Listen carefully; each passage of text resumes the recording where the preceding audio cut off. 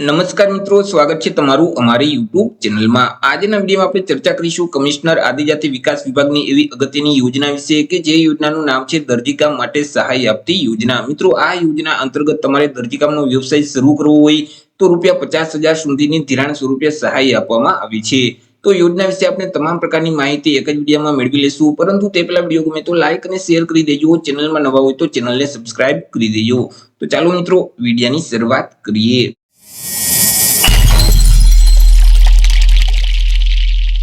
તો મિત્રો, અહીં જે દરજીકામ માટે સહાય આપતી યોજના છે તે યોજનાનું અમલીકરણ ગુજરાત સરકારનું જે આદિજાતિ વિકાસ નિગમ આવેલું છે તેના તરફથી કરવામાં આવે છે, જેથી કરી સ્વાભાવિક છે કે આ યોજનાનો લાભ છે તે ગુજરાત રાજ્યમાં રહેતા જે આદિજાતિના લોકો છે તેઓને મળવા પાત્ર થશે।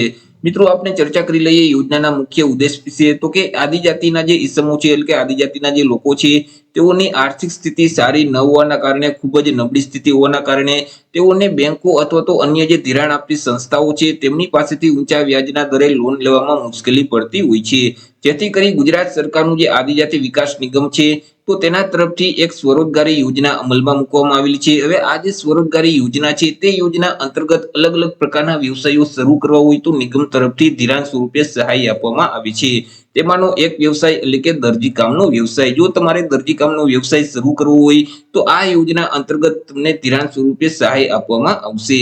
ચર્ચા કરી લઈએ મિત્રો પાત્રતા વિશે, એટલે કે આ યોજનાના નિયમો કેવા રહેશે અને યોજનાની શરતો કેવી રહેશે। તો કે મિત્રો, આ જે યોજનાનો લાભ છે તે આદિજાતિના લોકોને મળવા પાત્ર થાય છે, જેથી કરી અરજદારો આદિજાતિના છે તે અંગેનો એક દાખલો એટલે કે પ્રમાણપત્ર આપવાનું રહેશે।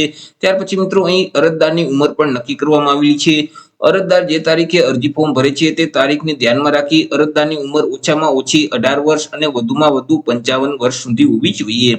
જો અરજદારની ઉંમર 18 વર્ષ કરતા ઓછી હશે અથવા તો 55 વર્ષ કરતા વધુ હશે તો તેવા સંજોગોમાં તેઓને આ યોજનાનો લાભ આપવામાં આવતો નથી। અહીં મિત્રો, ઉંમરના પુરાવા તરીકે અરજદારોએ ચૂંટણી કાર્ડ અથવા તો આધાર કાર્ડની નકલ ફરજિયાત આપવાની રહેશે।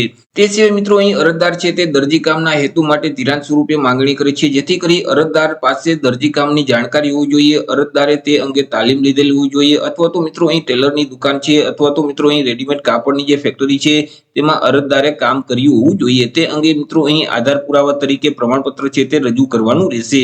તે સિવાય અરજદારના કુટુંબની વાર્ષિક આવક મર્યાદા પણ નક્કી કરવામાં આવેલી છે। અરજદાર જો ગ્રામ્ય વિસ્તારમાં રહેતા હોય તેવા સંજોગોમાં તેમની જે કુટુંબની વાર્ષિક આવક છે તે ₹1,20,000 સુધીની હોવી જોઈએ, પરંતુ અરજદાર જો શહેરી વિસ્તારમાં રહેતા હોય તો ત્યારે તેમની જે વાર્ષિક આવક છે તે ₹1,50,000 સુધી હોવી જોઈએ। અહીં જે વાર્ષિક આવક મર્યાદા નક્કી કરવામાં આવેલી છે તેમના કરતા જો વધારે અરજદારની વાર્ષિક આવક હશે તો ત્યારે તેઓને આ યોજનાનો લાભ આપવામાં આવતો નથી। ચર્ચા કરી લઈએ સહાય વિશે। તો કે યોજના અંતર્ગત ધિરાણ સ્વરૂપે સહાય આપવામાં આવે છે। વધુમાં વધુ ₹50,000 ની મર્યાદામાં અહીં લોન સ્વરૂપે સહાય આપવામાં આવે છે, કે જેમાં મિત્રો 10% ફાળો છે તે લાભાર્થીએ ભરવાનો રહેશે, બાકી 90% લોન તમને મળવા પાત્ર થશે। હવે મિત્રો, અહીં ધિરાણ સ્વરૂપે સહાય આપવામાં આવે છે, જેથી કરી ₹50,000 નું જે ધિરાણ છે તે તમારે પરત કરવાનું રહેશે વ્યાજ સહિત। તો તેના પર વ્યાજની ટકાવારી કેટલી લાગુ પડશે? તો અહીં વ્યાજનો જે દર છે તે વાર્ષિક 4% લાગુ પડશે। વાર્ષિક 4% વ્યાજના દર સાથે ₹50,000 સુધીનું ધિરાણ આપવામાં આવે છે। મિત્રો, અહીં લોનની રકમ કેવી રીતે પરત કરવાની રહેશે? તો કે 20 ત્રિમાસિક હપ્તામાં વ્યાજ સહિત લોનની રકમ છે તે ભરપાઈ કરી દેવાની રહેશે। હવે મિત્રો, આ જે યોજના છે તે યોજનાનો લાભ મેળવવા માટે અરજદારોએ અરજી કઈ જગ્યાએ કરવાની રહેશે?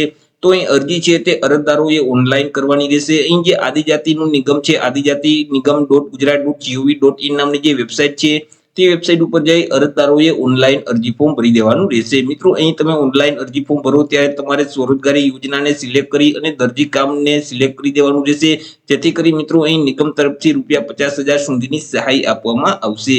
તો આવી રીતે મિત્રો, જે ગુજરાત રાજ્યમાં રહેતા આદિજાતિના લોકો છે તેઓને જો દરજીકામનો વ્યવસાય શરૂ કરવો હોય તો ધિરાણ સ્વરૂપે ₹50,000 સુધીની સહાય આપવામાં આવે છે। આશા રાખું છું વિડીયો પસંદ પડ્યો હશે। વિડીયો પસંદ પડ્યો હોય તો લાઈક અને શેર કરી દેજો। ચેનલમાં નવા હોય તો ચેનલને સબસ્ક્રાઇબ કરી દેજો। ફરી મળીશું એક નવા ટોપિક સાથે એક નવા જ વિડીયોમાં। ત્યાં સુધી જય હિન્દ, વંદે માતરમ।